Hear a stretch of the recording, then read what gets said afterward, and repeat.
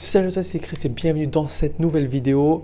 Est-ce qu'il faut investir dans des OPCVM, donc des fonds? Je vais t'expliquer ça tout de suite. D'ailleurs, si tu ne sais pas ce que c'est, et ben même tu vas tout comprendre dans cette vidéo. Avant de commencer, je vais t'inviter à me mettre un pouce en cliquant sur le like juste en bas de la vidéo et surtout n'oublie pas de t'abonner. C'est important parce que tout ce que je fais, c'est pour développer tes connaissances et tes compétences et que tu puisses commencer à générer des gains en trading. C'est mon objectif principal. Donc abonne-toi, c'est important. Alors, si tu ne sais pas ce que c'est qu'un OPCVM, j'ai fait une vidéo par rapport à ça qui t'explique extrêmement bien ce que c'est.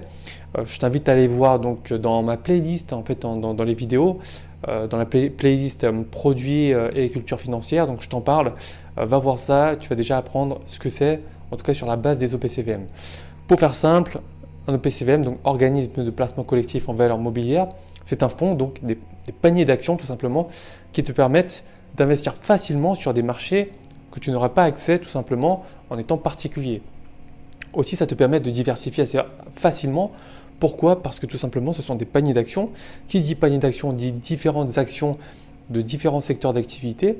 Et donc, si l'un va mal, l'autre va compenser. D'accord? Ce n'est pas comme un titre vif où tu vas acheter une action. Si ça se pète la gueule, ça se pète la gueule. Tu n'as rien pour te rattraper. D'accord? Donc ça, c'est important. Garde bien à l'esprit, un OPCVM est différent des ETF, d'accord? C'est différent. Ne mélange pas OPCVM et ETF, c'est différent, d'accord? Donc un OPCVM peut avoir plusieurs objectifs. Soit avoir un objectif de gestion passive, soit avoir un objectif de gestion active. D'accord? Je ne vais pas rentrer dans les détails, mais pour faire simple, la gestion passive consiste à répliquer la performance d'un indice et la gestion active permet au gérant en fait, d'effectuer plus de rotation de portefeuille dans le but de battre son indice de référence. D'accord? C'est le but, c'est vraiment ça, battre son indice de référence. Autant dire que ça n'arrive pas très souvent, ça peut arriver, mais ce n'est pas le plus courant. Alors, est-ce qu'il faut investir dans les OPCVM? J'ai beaucoup de questions par rapport à ça pour me dire, effectivement, c'est très simple. Au lieu de se constituer un portefeuille, se casser la tête à sélectionner différentes valeurs pour diversifier au mieux, autant acheter des OPCVM. Toi, dans ton portefeuille, ça va faire une seule ligne et ça sera diversifié. Encore mieux, tu vas t'acheter 5 OPCVM différents et ça va te faire une diversification extrêmement bien définie. Alors, ce qu'il faut garder à l'esprit, c'est qu'on a le côté frais qui vient rogner la performance. D'accord? Donc ça, c'est très important. C'est le point, en fait, c'est le plus gros frein en fait, sur les OPCVM. Sur les OPCVM, en fait, ça peut être très bien, ça peut être très rentable. Il y a des gens qui gagnent énormément d'argent avec. Après, là où on pourrait se poser la question, c'est qu'est-ce qu'il aurait gagné s'il avait investi sur d'autres actions sans ces frais-là, sans les frais des OPCVM? La différence aurait été tout autre. Par contre, il aurait fallu qu'ils choisissent les mêmes actions dans les mêmes proportions que l'OPCVM. D'accord? Tu vois, ce n'est pas si simple que ça en fait. Il faut que tu acceptes en fait de rogner sur une partie de ta rentabilité en termes de frais.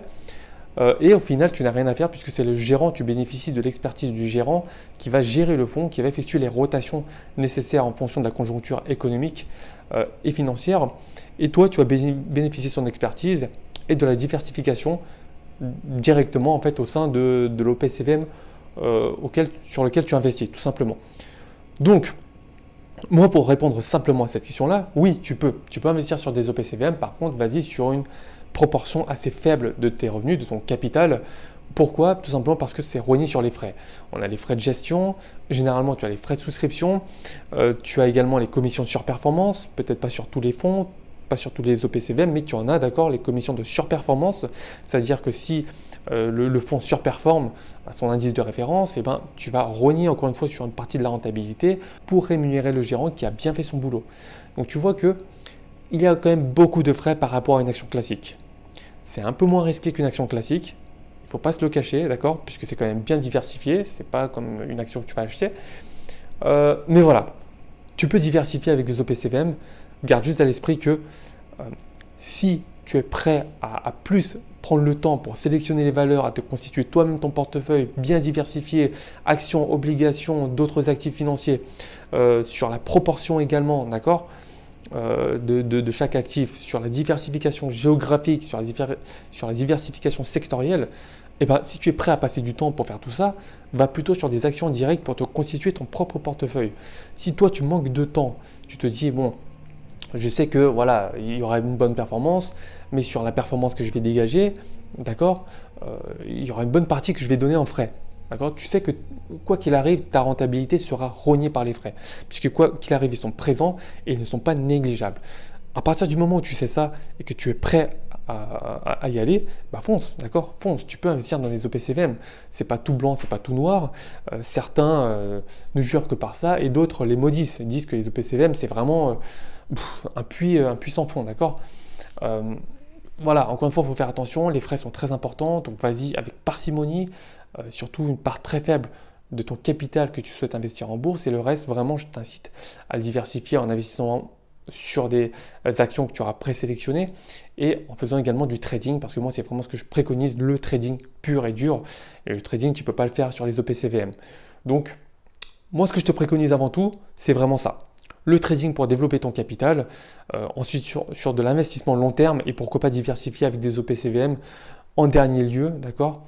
Mais vraiment une sorte de partie faible de ton capital, comme ça au moins si le fonds se valorise super bien, ça sera toujours ça de prix. Voilà, j'espère que tu as apprécié cette vidéo, c'était juste pour te faire un petit point concernant les OPCVM. Si tu as d'autres questions, n'hésite pas à les mettre en commentaire, j'y répondrai avec plaisir. Sinon, like la vidéo, n'oublie pas de t'abonner. Et surtout, si tu es toujours ici, je t'invite à cliquer sur le premier lien qui est en description.